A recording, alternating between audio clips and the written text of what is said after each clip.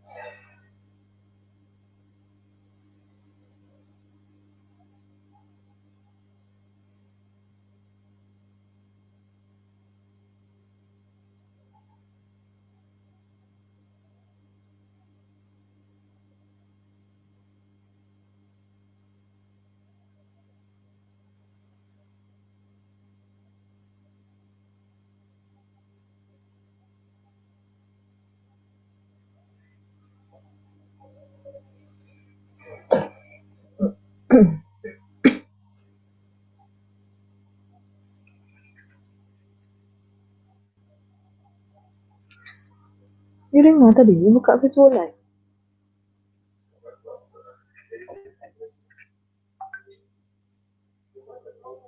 Hah? Tak, ayat tengok. Tak, ayat saja ayatnya sound tak ada. Kenapa dia tak ada sound? Hello?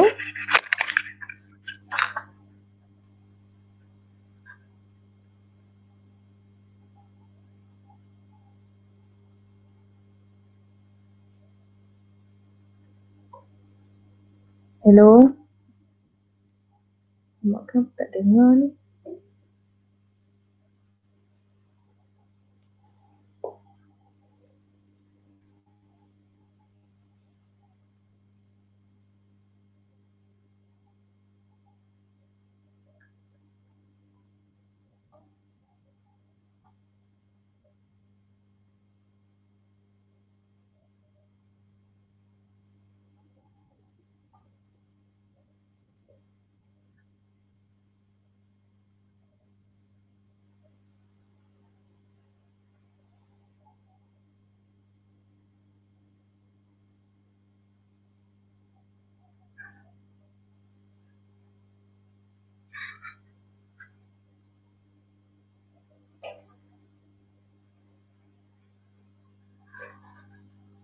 Hah?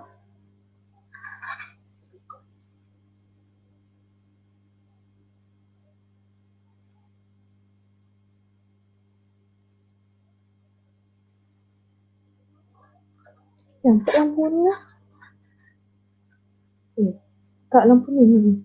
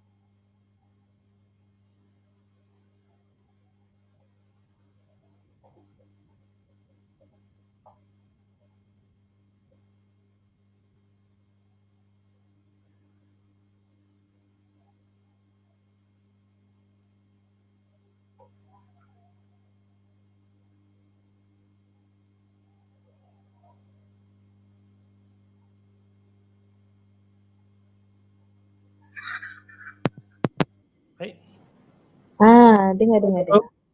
Baik. No sound. Baru dengar. Terima kasih. Pada ni baru ada komen mengatakan no sound. Okey, bagus. Okey, Syian tak dengar ya saja. Okey, terima kasih Puan Zafira. Ini mungkin mikrofon saya di mute pada sebelum ni Nasib baik ada orang notify Baik, mari kita mula semula. Okey dengar. Terima kasih Encik Azril, terima kasih banyak. Okey, mari kita mula semula Bismillahirrahmanirrahim. Assalamualaikum warahmatullahi wabarakatuh dan selamat malam pada semua. Hari ini 16 bulan 1 2021, kita hari ini dapat kejutan, kita mendapat kejutan bilangan kes yang tertinggi COVID di Malaysia. Harap tuan-tuan dan perempuan sihat seada-adanya, seelok-eloknya stay at home. Kita tak perlulah kita kurangkan pergerakan-pergerakan keluar tu. Semoga dalam lindungan Allah Subhanahu Wa Taala. Bagi tuan-tuan dan perempuan yang baru follow page EduSpace, selamat datang. EduSpace ni merupakan penyedia perkhidmatan latihan untuk program STEM untuk kanak-kanak, dan juga kita ada buat program-program untuk dewasa. Kalau tuan-tuan dan perempuan nak tahu senarai penuh kita punya program, bolehlah tengok kita punya website www.eduspace.com.my.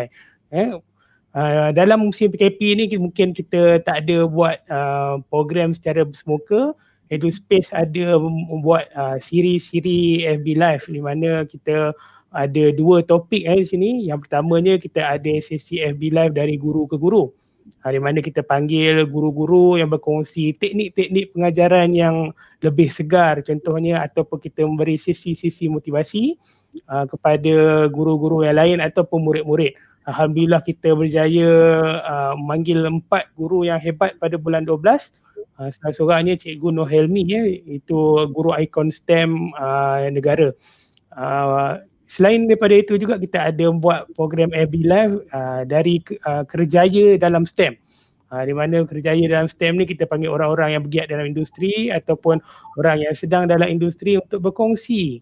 Sebab kita faham dalam demografik EduSpace ni ramai yang cikgu-cikgu ataupun ibu bapa. Kita bagi exposure ke apa gayanya kerja dalam bidang ni, apa peluang macam mana nak belajar dalam bidang ni, ataupun sedikit gambaran kan. Mungkin bila kita cerita kerjaya dalam sains ataupun dalam STEM ni bukanlah saja kalau ambil sains jadi doktor, ataupun kalau ambil sains jadi engineer. Tapi sebenarnya ada lagi, kita panggil applied science ni lagi macam-macam dia punya topik dia. InsyaAllah kita pada minggu ni saya sangat beruntung dapat seorang lagi saya kira pembakar semangat bagi wanita-wanita ataupun adik-adik perempuan ni untuk menggalakkan lagi masuk dalam bidang STEM, khususnya dalam bidang akademia Bersama-sama saya malam ni Puan Zafira Madzin. Assalamualaikum Puan. Assalamualaikum. Halo semua. Apa khabar? Baik, alhamdulillah. Masih di rumah Jadi macam mana situasi di sana, okey ke, terkawal ke COVID-nya?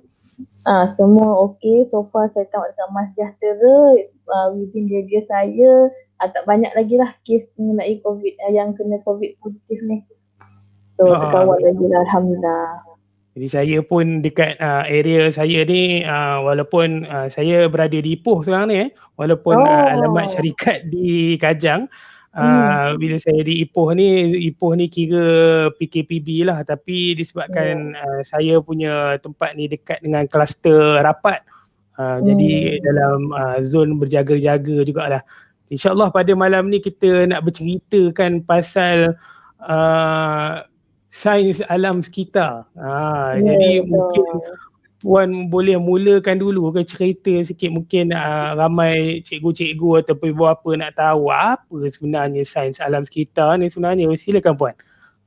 Okey, Assalamualaikum dan selamat petang semua. Okey, kiranya dari segi kata yang senang lah, sains alam sekitar tu adalah kita belajar mengenai interaksi antara fizikal, biological dan juga chemical komponen dengan alam sekitar. Maksudnya bagaimana kejadian alam sekitar ni terjadi secara keseluruhan. Sekiranya alam sekitar ni maksud sesuatu yang berada di sekeliling kita. Contohnya kita belajar mengenai apa yang dalam hutan, apa yang terjadi dekat udara yang kita hidup ni, belajar mengenai air, tanah, geologi, flora, fauna, macam-macam lah. Bidang ni sangat luas. Environmental science ni sangat luas daripada langit sampailah di dalam tanah. Okay. Kiranya selain itu ada juga kiranya yang very common yang kita boleh dapat tangkap idea mengenai environmental science ni adalah conservation and preservation of biodiversity. Selalu kita dengar kan masa benda tu memang very link to environmental science kan. Kiranya kita belajar mengenai flora dan fauna, mengenai ekologi, geologi dan juga mengenai air. Itu saja. Jadi kalau kita nak kata kan, kalau mungkin dalam kalangan kita ada adik-adik kan, mungkin dalam peringkat matrikulasi ke SPM kan, bila dia cerita pasal kerjaya ni, dia orang bisa fikir aku ni minat haiwan, mesti nanti besar mesti nak jadi doktor veterina contohnya. Kalau sains alam sekitar ni untuk sesuai untuk orang macam mana Puan? Okey, bila kita bercakap pasal alam sekitar ni, mesti saya katakan tadi yang mengenai keseluruhan. Jadinya saya rasa topik ni, kos ni sangat sesuai untuk teknik untuk semua orang. Tak kira daripada kanak-kanak sampai ke dewasa. Sebabnya ilmu alam sekitar ni sangat luas. Okay, sebenarnya saya cerita lagi lah ya. Sebenarnya pendidikan alam sekitar ni actually telah diperkenalkan di sekolah-sekolah sejak tahun 1979 lagi. Iaitu tapi kita tak start dengan subjek lah, kita start dengan minggu alam sekitar, minggu kesedaran. So daripada situ kita didedahkan dengan aktiviti-aktiviti alam sekitar tapi di level sekolah-sekolah. Bagi saya ini adalah inisiatif yang baik lah sebab kiranya dia diperkenalkan sejak kecil, kita dah boleh dapat idea tu dari kecil lagi. Alam sekitar ni adalah something yang sangat menarik. So kiranya bila dah peringkat ke sekolah menengah, kiranya kita boleh peringkat sekolah menengah pula kita dah start belajar dekat aliran sains, kita dah start belajar chemical, kita dah start belajar fizik, biologi. So benda tu ada juga kaitannya dengan alam sekitar. So kiranya dengan sekarang ni tersilap saya tahun lepas, tahun 2019 tersilap saya, Menteri Sumber Asli dan Alam Sekitar pada waktu itu ada cadangkan pendidikan alam sekitar ni untuk menjadi subjek dalam sistem pendidikan. Which is bagi saya benda ni sangat-sangat baik sebabnya kiranya bermula daripada peringkat tadika lagi kita dah boleh start untuk terdedah dengan subjek ni. So tak kisah latar belakang daripada mana, kalau minat tu timbul, kita dah terdedah daripada awal, mesti kita akan berminat dengan kos ni lah. Sebab kita akan belajar secara asas setiap kejadian yang berlaku dekat alam sekitar ni. Jadinya kiranya kita boleh bayangkan sebab benda tu berada di sekeliling kita. Betul. Kiranya boleh ke kalau saya nak cerita lebih dengan brief sikit pasal apa yang saya belajar masa dekat universiti? Silakan. Mungkin dia orang pun nak tahu laluan macam mana kan. Sebab saya rasa mesti ramai orang yang macam kos environment science apa yang kita belajar kan. Betul. Saya yang belajar kos masa saya degree tu, kiranya bidang yang saya berambil ni kiranya kita terbagi pada dua. Kita ada environmental science, kita ada juga environmental technology. So kos-kos yang saya ambil tu kita belajar mengenai hidrologi, ada geologi iaitu belajar pasal tanah, kiranya ada macam-macam tanah dekat Malaysia ni. Lepas tu yang penting biodiversity and conservation, kiranya apa haiwan yang dah semakin pupus, apa haiwan yang ada dekat Malaysia ni, dari segi ekologi, dari segi sains tanah, air dan juga udara. Itu untuk environmental science. Kalau yang untuk environmental teknologi pula, kita boleh belajar mengenai cara-cara pengurusan visa pepejal, iaitu sampah sarap yang dekat rumah ni kiranya bila pihak berwajib dah mana. Itulah proses. Lepas tu kita juga ada cara-cara untuk macam mana kita nak belajar mengenai water and wastewater treatment.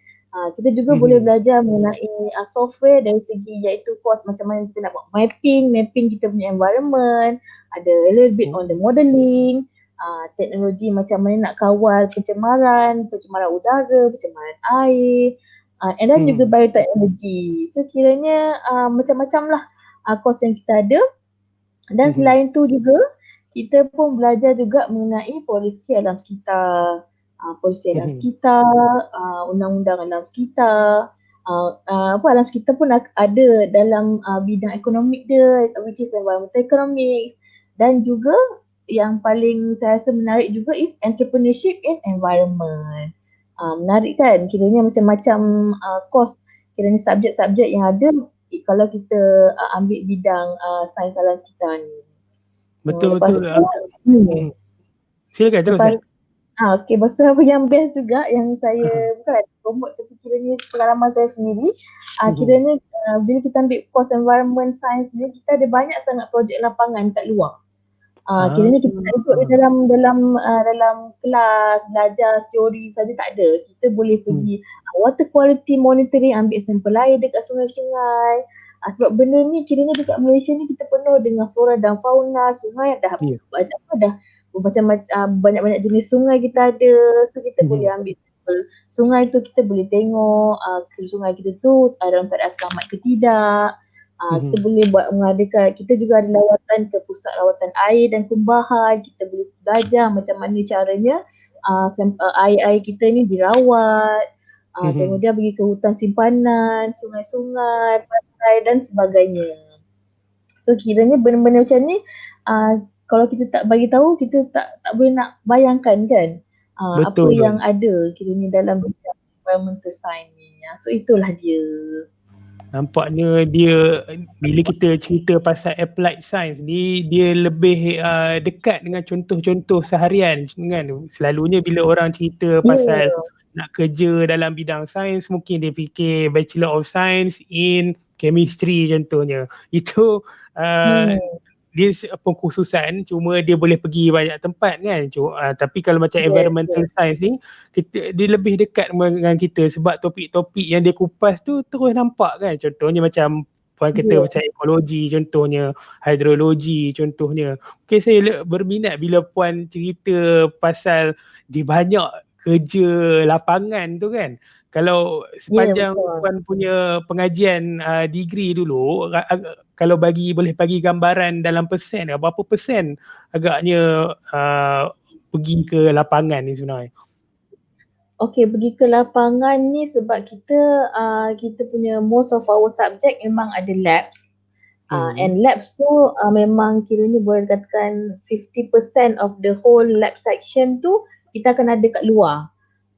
Kiranya kat luar tu pun even dekat dekat kawasan university compound pun dah kira luar juga. Kan, kiranya macam almost 50% lah saya berkatakan yang kita akan pergi ke luar dan kita akan ambil sampel ataupun kita akan observe apa yang terjadi, kemudian kita akan buat report macam tu lah. So it's very interesting lah. It's not just you duduk lepas tu macam you belajar theoretical, tak, kita ada practical juga. So itu yang menarik.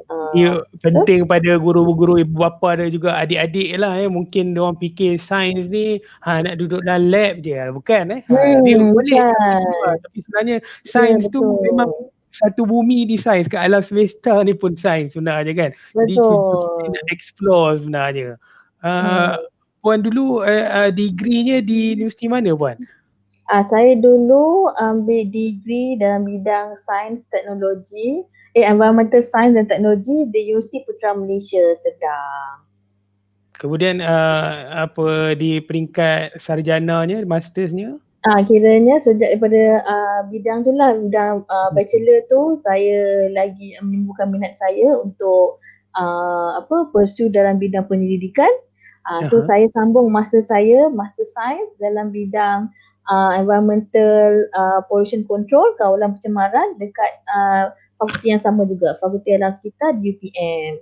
Kemudian untuk lepas habis master, untuk PhD pula, alhamdulillah saya dapat rezeki dapat scholarship di Monash University di Sunway Bandar Sunway, Selangor.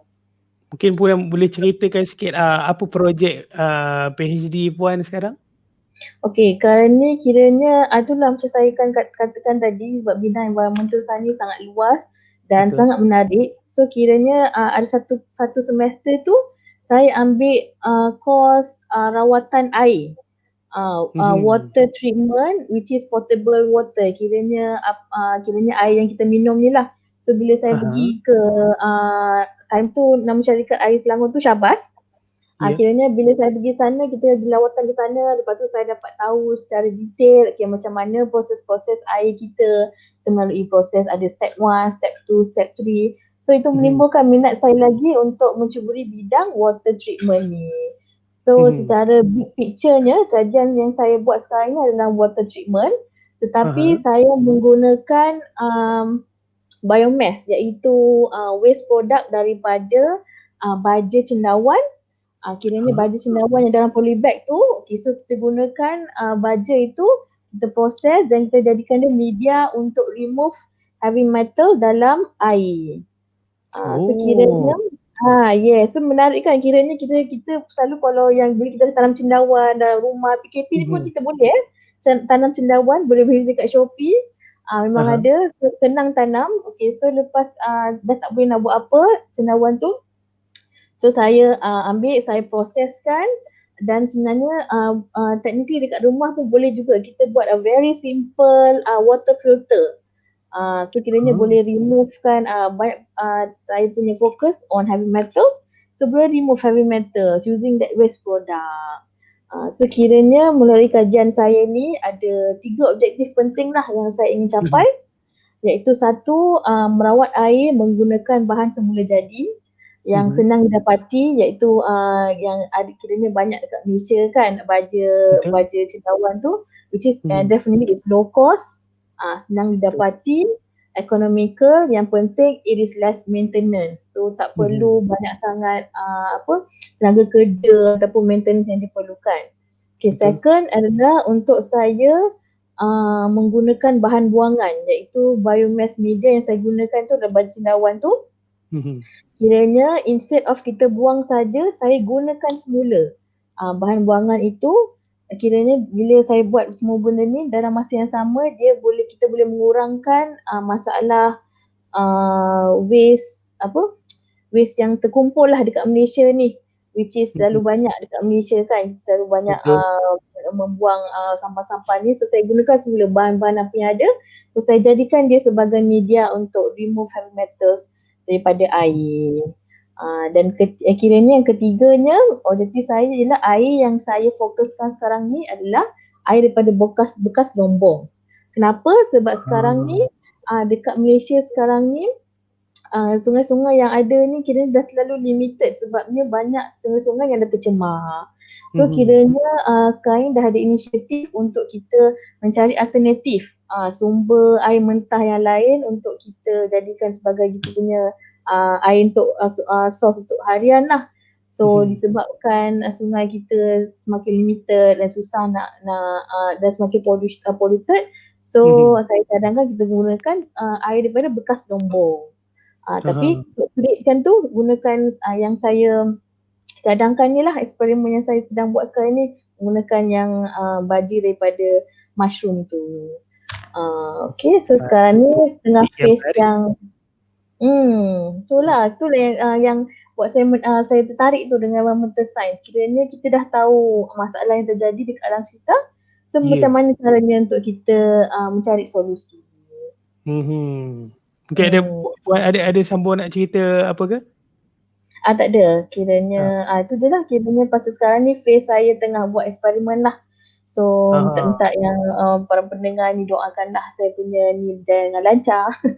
InsyaAllah, amin. Kita boleh nampak sebenarnya negeri Selangor ni sama dengan negeri Perak, dua-duanya negeri yang telah dikorek kau-kau oleh masa kita punya pelombongan biji timah itu. Terutamanya dulu UPM, dulu bekas lombong kan, sampai Demai ada. Itu memang kita boleh salah satu sumber air yang tak pernah orang terfikir nak pakai kan. Betul. Jadi kita repurpose balik kan. Mungkin kita dah nampak satu sisi kerjaya dalam environmental science tu salah satunya boleh jadi dalam bidang akademia. Mungkin Puan boleh cerita sekali kalau ada kawan-kawan satu course sama ke ataupun ada apa pengalaman-pengalaman yang lain, apa rasanya kerjaya-kerjaya lain dalam bidang sains alam sekitar ni selain akademia. Okay, untuk peluang pekerjaan tu, saya tahu ni soalan yang sangat-sangat penting. Kiranya semua kos pun lah. Kiranya lepas kita ambil kos tu, apa yang kita nak jadi? Kalau macam kos yang kita biasa dengar, contohnya engineering, kita jadi engineer. Accountant, kita akan jadi accountant. So environmental science ni apa kita boleh kerjaya kan? Okay, so disebabkan sains alam sekitar ni adalah satu bidang yang sangat luas. So bila kita dah start belajar kos tu, kita dah boleh tahu kita minat di bahagian yang mana. So kiranya dari situ kita bolehlah start untuk mencari peluang pekerjaan yang ada.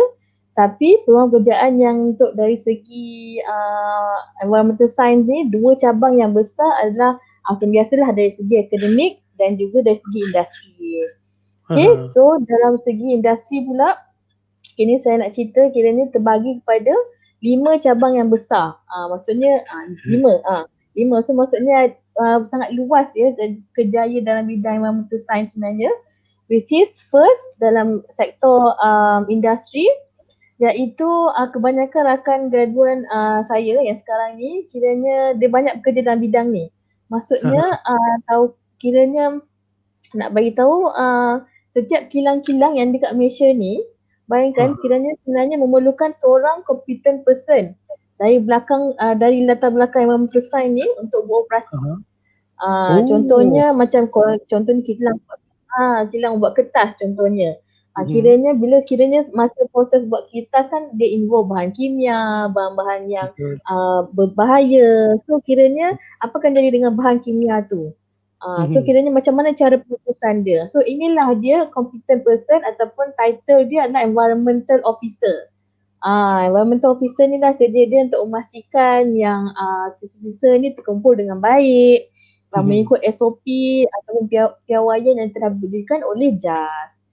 Selain kilang-kilang kilang-kilang macam ni, kita juga ada dalam banyak-banyak bidang juga, ada dalam segi waste management, dari segi effluent iaitu yang contoh air yang bahan kimia tadi, dari segi air pollution yang ada tatap serumbung-serumbung tu, itu kita kena make sure asap tu dalam keadaan warna yang putih, tak boleh warna hitam. Maksudnya warna hitam tu maksudnya dia mencemarkan.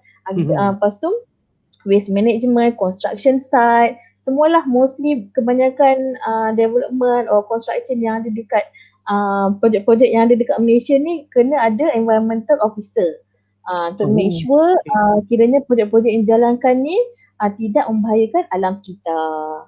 Kiranya macam every now and then nanti kita akan hantar report liaise to jabatan sekitar, kiranya make sure yang semua projek dijalankan accordingly to jabatan sekitar punya piawaian macam tu. Tu contoh yang dekat industri, which is ini kiranya bayangkan berapa banyak company yang dekat Malaysia ni kan yang buat projek ni. So kiranya bayangkan setiap seorang tu mesti kena ada seorang computer person. So mestilah luas kan, banyak peluang pekerjaan. Title tu nanti boleh search ni adik-adik environmental officer. Okay. Alright. Okay, second is dari segi bidang consultancy. Okay, ini bila kita belajar environmental science, kita akan ada pengurusan projek-projek. Kiranya nak bagi tahu sebelum kita buat satu projek kat Malaysia ni, contohnya kalau kita nak buat apartment contohnya dekat satu kawasan ni, kita kena ada satu report yang namakan environmental impact assessment. Dalam report ni, konsultan ni lah yang kami yang dari bidang environmental science ni akan buat report ni. Kita akan bagi tahu cadangan macam mana nak buatkan projek itu, nak bangunkan projek itu dalam bentuk yang lestari, maksudnya yang sustainable. Maksudnya win-win situation lah. Korang boleh buat apartment tu, tapi dengan syarat make sure kena ada buffer zone, kena ada ini, kena ada itu, make sure ada saluran yang baik, macam tu lah. So dengan adanya EIA ni, alam sekitar kita tak adalah main di-exploit macam tu saja. Kena ada report EIA ni, hantar kepada jawatan alam sekitar, bila dah lulus barulah projek itu boleh dilakukan. Selagi tak ada report EIA ni, selagi tu projek tu tak diluluskan. Okay. Baik. So lah importantnya consultancy tu. Selain tu ada juga environmental audit, environmental monitoring. Selain daripada accountant audit tu, environmental pun ada. Which is kiranya agensi ni yang tolong dia liaise dengan jawatan sekitar lah. Dia akan make sure syarikat-syarikat yang menggunakan bahan-bahan yang bahaya-bahaya ni, make sure semua mengikut SOP apa semua. Okay, tu yang daripada segi industrial. Second, juga kita boleh bekerja dalam bidang kerajaan. Dalam kerajaan, yang kita semua tahu, iaitu Jabatan Alam Sekitar Malaysia, Pegawai Alam Sekitar. Dia more on authority lah kekuasaan. Selain itu, ada juga badan-badan yang lain, iaitu Majlis Bandaran, Dewan Bandar Kuala Lumpur. Itu pun kita boleh apply kerja juga, which is mostly untuk membantu masyarakat untuk create kesedaran lah mengenai alam sekitar. Dan selain tu, kita juga ada NGO. Kita boleh bekerja dengan NGO, which is non-government profit organisation. Kiranya dekat Malaysia ni kita ada banyak ya, which is WWF Malaysia.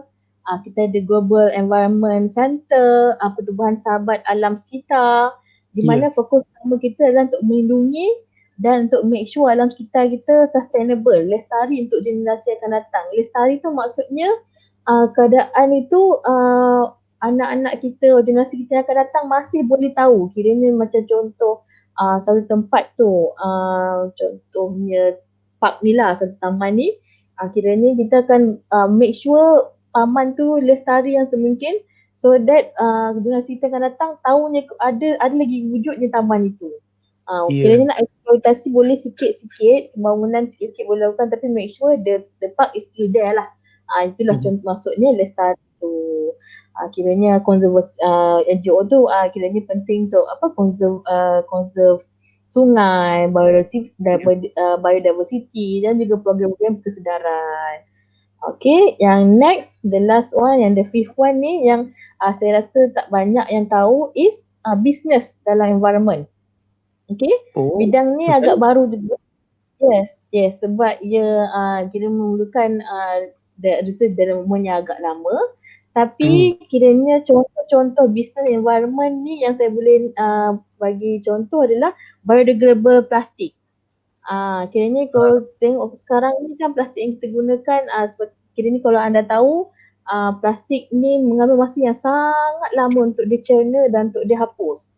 So kiranya apa yang dibuat based on research and development, sekarang ni dah tak ada plastik yang boleh di-biodegrade, tak adalah selama tu. Kemudian ada juga sekarang ni plastik-plastik yang diperbuat daripada seaweed, daripada ada juga microbes yang boleh makan plastik. Akhirnya itu adalah dalam segi bisnes lah. Produk-produk lain iaitu akhirnya alternatif selain daripada menggunakan pinggan mangkuk plastik, kita juga ada menghasilkan pinggan mangkuk yang diperbuat daripada kenaf fiber, iaitu daripada fiber daripada tumbuhan. Itu adalah bisnes di dalam alam sekitar.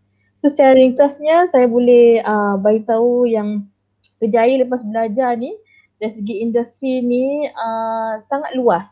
Kiranya walaupun dia sebenarnya mostly dia banyak belakang tabir, so kita tak berapa familiar dengan position tu. Tapi sebenarnya banyak. Kiranya sebabkan macam dia kata lah luas. Mungkin orang nampak kerjaya tu dia tak glam kan, tak pegang stetoskop mana kan. Tapi sebenarnya dia penting dalam masyarakat kita. Ya, penting dan sangat berguna bukan sahaja pada masyarakat tapi pada alam sekitar juga. Kiranya kita ni macam boleh katakan protector jugalah. Protector, sustainer, make sure alam sekitar tu ada, macam tu lah. And yang bidang kedua ni adalah bidang akademik lah. Macam yang kiranya kita boleh, macam yang saya buat sekarang ni, kiranya buat research dan memang jadi cita-cita saya dari kecil lagi sebenarnya memang nak jadi pensyarah ni. So kiranya boleh ke arah menjadi pensyarah. Tapi ada juga kawan saya yang lepas degree pun dia jadi pensyarah dekat Kolej Teknik, boleh? Kiranya kita boleh search tengok dia nak jadi pensyarah boleh tengok dekat situ. Ha. Okay, so lepas tu yang kiranya walaupun bidang ni macam bukan bidang yang in trend kan, maksudnya tapi Ya. bidang ni sangat penting. Dalam research kiranya macam sebab kiranya yang sekarang ni the main title yang kita nak go for is sustainability. Maksudnya macam green product. Macam contohnya alternative for petroleum. Kan, bayangkan kalau kita punya petrol dah habis digali. So what are the alternative? Macam mana kita nak create general electricity? Macam tu lah. So this is the importance why yang kita kena ambil kira. So kiranya penting untuk kita adanya course ni. Saya sebenarnya baru tahu mengenai setiap kilang dia kena ada orang yang kompeten dalam environmental science ni. Kalau nak Macam kata unsung hero kan? Ya, kalau nak kata kalau tak ada peluang kerja tu nampak dia macam tak mungkin lah tak ada kerja sebab banyak industri di Malaysia ni, sebab kita masih lagi tertumpu dalam sektor perkilangan, contoh macam semiconductor ataupun di Sungai Balak di Kajang tu ada kilang kertas kan. Itu lalu yang besar tu kan. Ya, betul. Saya pun orang Kajang juga. Ya. Di sebelah mana tu Puan? Saya duduk Sungai Kantan. Kampung saya Sungai Kantan. Memang biasalah lalu di kilang tu di tol tu memang bau semerbak lah mungkin perlu dikaji bau ammonia ya. Bau ammonia yang macam tu, dia ada chemical dalam tu, ammonia. Technically tak elok, kiranya kalau boleh lemas jugalah kalau selalu terdedah dengan ammonia. Tapi mungkin ni dia bau sampai ke situ sampai ke Plaza Tol tu ya. Ya, betul. Jadi mungkin kerjaya-kerjaya yang lain tu satu tadi yang Puan dah cerita pasal environmental orang yang compliant tu dia dah macam halal eksekutif lah dekat kilang-kilang pengeluar ni kan ni. Kemudian saya dah familiar dah dengan company-company consultant yang buat EIA kan, contohnya kalau kita nak buat projek salah satu yang kontroversinya projek EKVE, contohnya daripada Ulu Kelang nak pergi ke Kajang tu kan, ada kecoh mengenai dia punya ni kan. Jadi banyaklah dia punya peluang-peluang kejayaan tu kan. Tapi cuma saya ada terlepas satu soalan tadi mengenai pengajian tu kan. Ini soalan yang saya selalu tanyalah mungkin masa adik-adik dululah masa dia orang belajar tu, dia orang kata aku boleh masa sekolah aku tak minat bio lah ataupun aku tak minat kimia lah, kita tak apa, bolehnya ada kerjaya yang kita boleh abaikan salah satu daripada apa benda ni kan. Tapi akhirnya bila kita belajar di peringkat pengajian yang lebih tinggi, semua dia bercantum-cantum. Dan ada tak elemen interdisiplin tu dalam environmental science tu? Ada, mesti ada. Sebabnya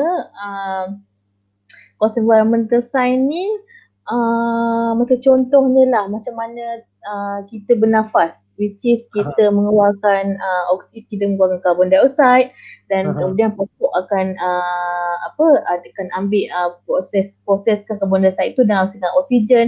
Jadi daripada tu sendiri, daripada apa yang saya cakap sendiri adalah daripada dua subjek yang berbeza, iaitu biologi dan juga chemical. So boleh nampak tak dia punya penggabungannya dekat situ. So kiranya itu baru terjadinya pokok. So kiranya belum lagi kejadian macam mana terjadinya hujan, macam mana terjadinya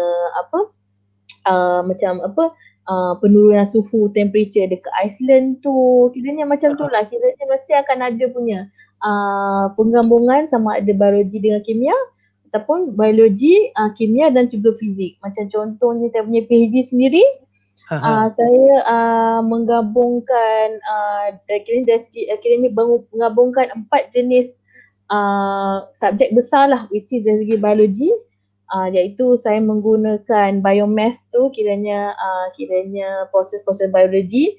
Biomass tu saya tukarkan, kiranya saya akan tukarkan, proseskan dia untuk menjadi media untuk treat air tu. Itu dari segi chemical. Dari segi fizikalnya pula, macam mana saya nak apply kan bahan media semua tu into real application. Macam mana, kiranya saya kena kira-kira a little bit of mathematics, statistik, kiranya macam mana nak kira keluasan, macam mana nak make sure the flow is okay, ada tersumbat ke tak tersumbat. So all the big subject tu semua bergabung in one. So tapi itu semua saya rasa dia start dengan minat. Kalau kita minat, benda tu akan datang sendiri. Kita tak tahu sebenarnya, benda ni sebenarnya technically fizik je, technically chemical dengan biologi je, tapi kita tak perasan. Sebab benda tu menarik dan buat kita rasa macam this is new to me and saya seronok untuk belajar. Dia kan jadi macam tu. Saya kan berbeza jugalah dengan apa yang kita belajar dekat subjek sains dekat sekolah.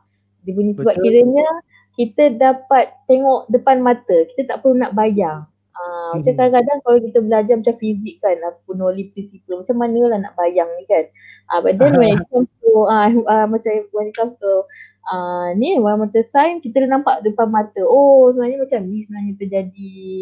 And kita boleh imagine jugalah, kita tengok kan, macam tu lah. Sementara puan tengah terbakar semangat ni kan, mungkin puan boleh cerita tak apa cetusan masa puan kecil tu, kenapa nak sangat masuk dalam bidang ni, ataupun kenapa nak jadi lecturer tu sebagai inspirasi kepada adik-adik? Sebabnya nombor satu, I rasa obvious lah, saya ni memang suka bercakap. Kiranya saya suka bercakap dan saya suka sharing. Kiranya bagi saya, bila kita share satu benda tu, orang lain pun akan share yang sama. Kiranya that comes, kiranya saya ni suka belajar sesuatu yang baru. Sebab kan environmental science satu subjek yang sangat tak famous lah dulu. Kiranya sebenarnya masa saya dekat UPM tu, saya ni batch yang pertama untuk bidang tu. Sebab bidang tu sangat baru. Bidang environmental science dan teknologi. Sebelum ni pengurusan environmental, pengurusan alam sekitar. Kiranya bidang saya ni sains alam sekitar dan teknologi. So bidang yang baru, saya ni batch yang pertama. So kiranya masa saya isi borang UPU tu, memang sebelum ni saya memang aliran sains lah. Memang mungkin bila kita dah banyak belajar sains dan saya ada perasaan yang ingin tahu. So bila kita tengok subjek tu, mesti kita rasa macam apa subjek ni kan. So bila kita research dekat internet, time tu Google lah, Yahoo tak silap saya. So kiranya time tu saya nampak kiranya saya punya future still blurry lah, tapi saya nampak maksudnya minat dia tu timbul sebab benda tu ada sekeliling saya. Itulah main point dia. Sebab benda tu ada sekeliling saya, so saya tak perlu, and benda tu dekat Malaysia pun ada. So saya fikir dari segi peluang pekerjaan pun ada, and benda tu pun menarik. So saya start dari situ lah. And dengan subjek sains dan matematik pula, saya rasa sebab saya sendiri datang daripada bidang yang banyak daripada bidang sains dan matematik. So tapi dalam family saya tu, saya orang yang pertama lah yang mencuburi bidang alam sekitar ni. So saya suka share dengan anak buah saya. Saya suka share masa orang kecil-kecil, saya suka share dengan diorang ilmu-ilmu mengenai alam sekitar yang just yang kecil-kecil je, yang simple je, tapi kiranya menarik minat diorang daripada kecil. So that diorang tahu apa itu sains alam sekitar dan tahu pentingnya course ini untuk masa akan datang. Dari situ dah timbul. Ini memang mungkin ada kenalan juga daripada UPM ni yang komen pada malam ini. Terima kasih pada tuan-tuan dan perempuan yang yang join kita punya FB Live. Terima kasih Tuan Rizamri, terima kasih Puan Fasiha, terima kasih dia kata ni Elia Ari, Al-Ikhwan Osman, Azril Izwan Musa, Izma Mazidin, Halimah Ahmad, Ili Razak dan Azril Izwan Musa tu suami saya. Ya? Azril Izwan Musa tu suami saya dan the thing is dia pun dari bidang mengajar yang sama. Kami jumpa di fakulti. Alhamdulillah, ini satu satu perkara yang perlu diraihkan dalam ni betapa sains boleh menggabungkan minat. Jodoh tadi. Two in Uh, one. betul. Mungkin kita berada di penghujung rancangan kan.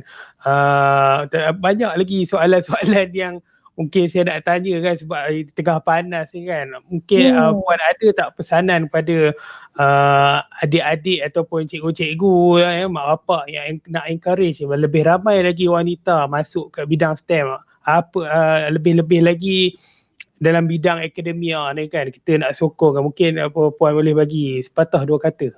Sepatah dua kata. Okey, kiranya pesanan saya senang je. Kiranya untuk menarik minat kiranya kalau ibu bapa ataupun cikgu yang mendengar yang berminat mengenai sains alam kita ni, pesanan saya adalah kita start small. Start dari benda yang sangat simple boleh. Kiranya bila kita start small and kita buat dengan konsisten, sampailah benda tu menjadi habit kita. Macam tu, contohnya macam kita start dengan sayang alam sekitar. So apa yang kita boleh buat, kita sebagai rakyat, kita boleh start dengan first kurangkan penggunaan plastik. Okay, sebabnya plastik ni walaupun kita dengar, dah banyak kali dengar, tapi benda tu memang sangat-sangat crucial. Kiranya bila saya sendiri yang dah mendengar kiranya dalam bidang environment, kita dah baca banyak sangat research. Memang penggunaan plastik dekat negara kita, negara mana-mana memang sangat-sangat banyak. Kiranya apa yang membimbangkan sebabnya first, plastik ni kita dia kiranya cara untuk kita lupuskan plastik ni is kita letak dekat satu tempat saja, tempat pembuangan sampah, and dua kita bakar secara incinerator, which is definitely akan membuatkan pencemaran udara. Kan, kerana kita merembeskan udara-udara yang toksik tu, dan sebenarnya kita yang kedua kita lupuskan, kita timbun je. Bayangkan tempat timbun tu dah penuh. So bayangkan one day you bangun pagi, sebelah you tu bukan jiran you tau, tapi timbunan sampah. Okay, itu boleh jadi. Serius boleh jadi. So kiranya kita boleh start small dengan kurangkan penggunaan plastik. Kiranya dengan kalau kita membeli belah, kita bawa kita bawa beg kita sendiri. Okay, second, jimatkan penggunaan air. Itu cara yang paling senang. Biar air shower tu biar saja, why not kita buka sikit-sikit ataupun kita pakai baldi. Okay, yang third, kita boleh gunakan 3R, iaitu reduce, reuse dan recycle. Tu je paling senang. Kita gunakan penggunaan plastik, kita reusekan balik plastik. Kalau yang kita ada yang sebelum-sebelumnya, kita gunakan balik. Dan kemudian tak pun, kalau kita tak boleh, kita recycle. Tu saja. Tiga tu je tips yang saya urgekan lah, saya minta para pendengar untuk start buat. Dedahkan dengan anak-anak. Try buat dekat rumah tong sampah tu ada spesifik untuk plastik, spesifik untuk kaca. Kita boleh start dengan tu. Kita boleh jadi aktiviti PKP juga.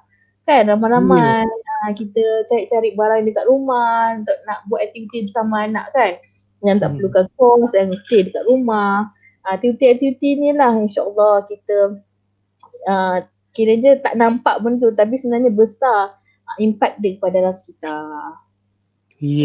Mungkin ini memang pengalaman saya sendiri lah. Masa saya study dulu, alhamdulillah dapat belajarnya di Australia.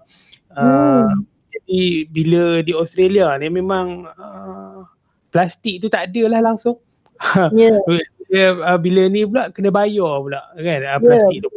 Kat sini secara automatik kalau macam di KL Selangor mungkin kena bayar kot Puan.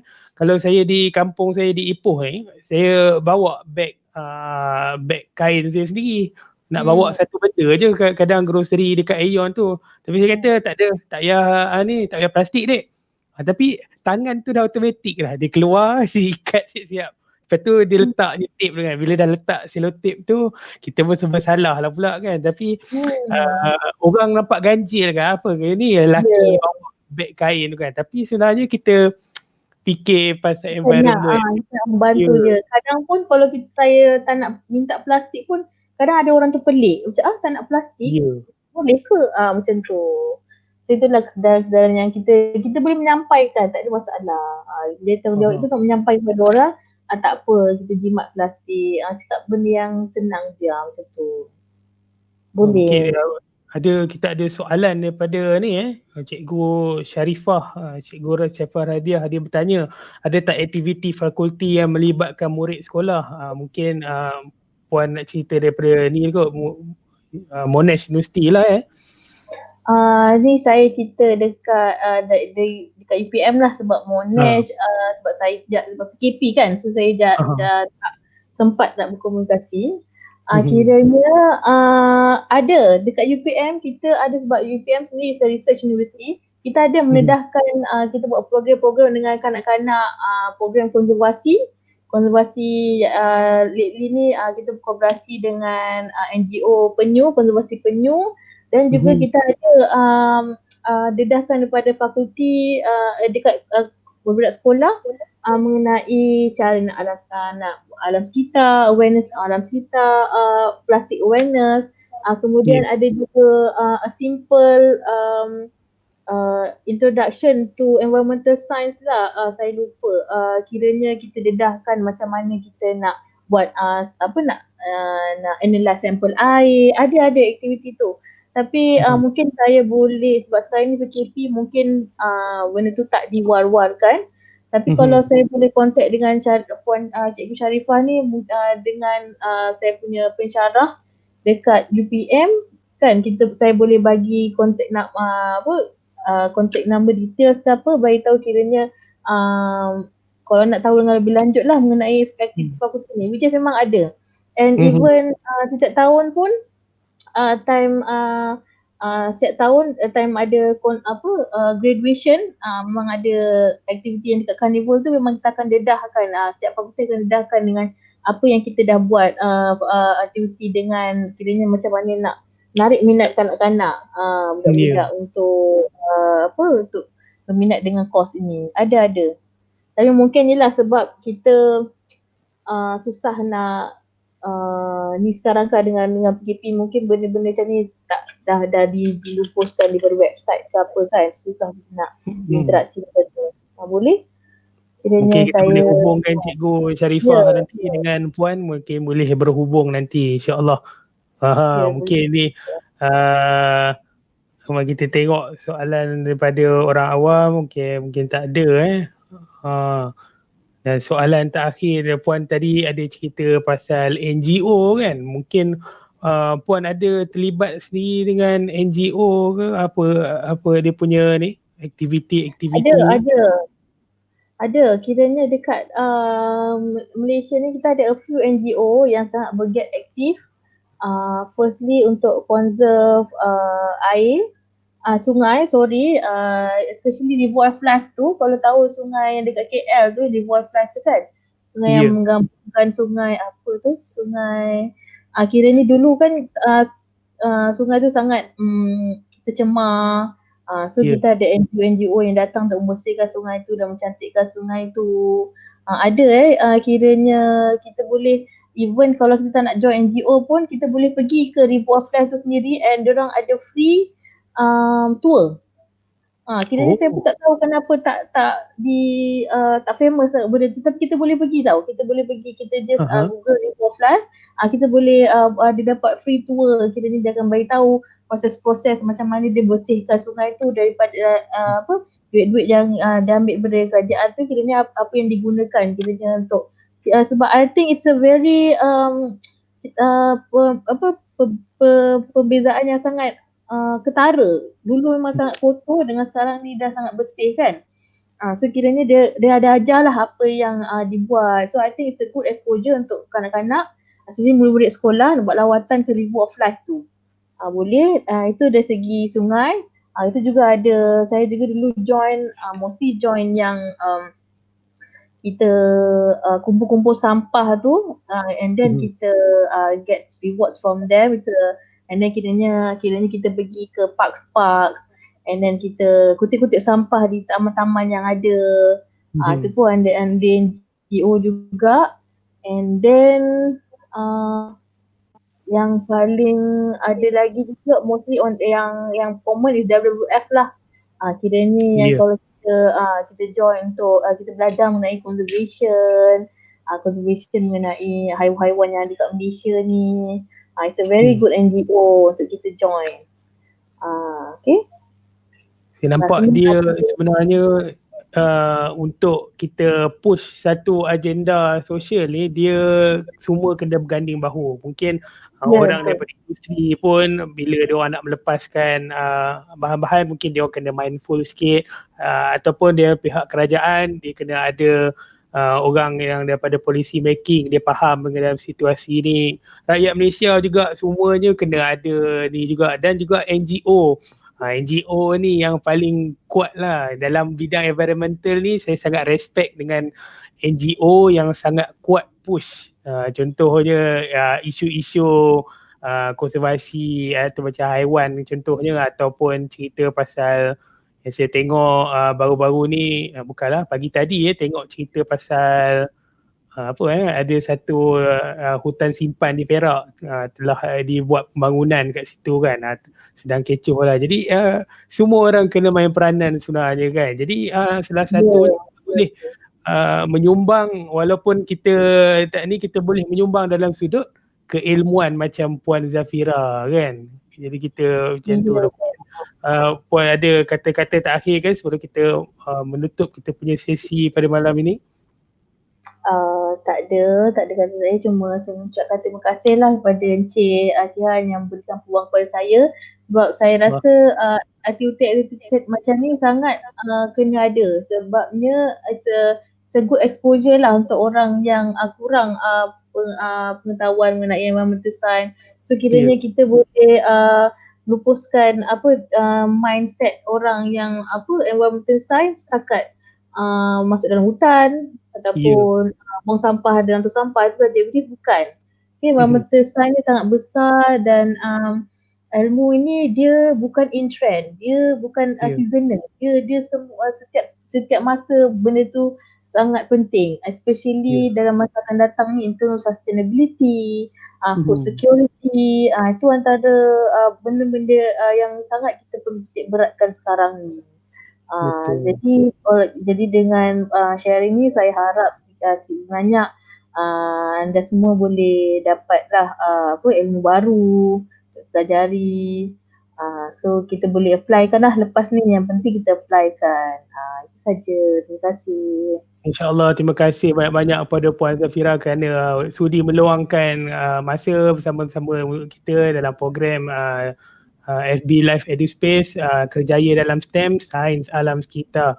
InsyaAllah semoga apa yang kita berkongsi pada malam ni terbuka lah sikit minda ni kan. Mungkin nak cerita pasal sains alam sekitar, yang paling pentingnya nombor satu, ada banyak peluang kerjaya dalam sains alam sekitar ni. Nombor dua ialah bila kita nak cerita pasal kerjaya ni, dia multidisiplin kan. Dan yang ketiganya, cerita pasal sains alam sekitar ni bukan nak harap kerajaan saja, bukan nak harap NGO saja, kita sama yang kena buat sama-sama. InsyaAllah sekali lagi saya ucapkan terima kasih kepada Puan Zafira. Kita ada nanti dulu kita ada sesi kita ada slot rahsia pada setiap minggu. EduSpace ada melancarkan kita panggil slot Geletik Minda EduSpace, yang mana kita ada keluarkan brain teaser. Saya tak tahu macam mana nak translate dalam bahasa Melayu, saya katalah geletik otak kan. Jadi soalan brain teaser ni selalunya keluar dekat page FB EduSpace, dan juga keluar, saya postkan dekat ni grup cikgu dan pendidikan STEM. Dia punya ni senang saja alihkan 2 batang mancis untuk hasilkan untuk banyak ni 4 segi 4 sama. Dalam versi yang saya sharekan pada cikgu-cikgu tu, dia tulis segi 4 tepat. Baru saya perasan. Kemudian ni saya perasan segi 4 tepat tu ialah rectangle. Sepatutnya dia square. Jadi saya ubah ni untuk hasilkan 4 segi 4 sama, hasilkan square. Jadi dia punya susunan mancis ni ada 5 square, macam mana kita alih 2 jadi 4. Kalau saya stopkan share yang ni, saya sharekan jawapannya. Jawapannya ialah jawapannya Ting ting ting ting ting. yang atas ni ialah dia punya ni. Dia punya yang asalnya kita alihkan bahagian atas ni dan juga yang bawah ni kita pindahkan ke arah sana. Dapatlah 4 kan. Jadi saya harap tuan-tuan dan puan-puan, cikgu-cikgu semua boleh pakai brain teaser ni untuk aktiviti apa kita panggil ice breaking ke, ataupun cikgu-cikgu yang nak buat PDPR yang bersambung lagi boleh buat aktiviti untuk ni lah, kita relax-relax sikit kan. Bila dah panjang pengajaran tu boleh saja. Nak tengok kita punya brain teaser yang lain boleh ke website www.eduspace.com.my. Saya galakkan pakailah brain teaser ni, ambil copy paste pun tak apa, sebab benda ni kita kongsi-kongsikan biar jadi manfaat. Semoga benda ni boleh menambah kualiti lah pengajaran semua, ataupun siapa-siapa yang buat program sana sila pakai, tak ada masalah. Kita galakkan pakai, tak ada masalah. Ataupun ada resource-resource lain juga yang tuan-tuan dan perempuan jumpa dalam kita punya page, kita punya website, insyaAllah pakai saja. Okay, baik, terima kasih banyak-banyak pada semua yang menonton, yang akhir daripada awal sampai akhir. InsyaAllah minggu depan kita ada lagi satu lagi speaker daripada UAPM juga. Tahulah siapa ya. Kita tunggu minggu depan, hari Ahad selalunya saya akan release dia punya event page. Sekian, wabillahi taufiq wa hidayah. Assalamualaikum warahmatullahi wabarakatuh. Selamat malam.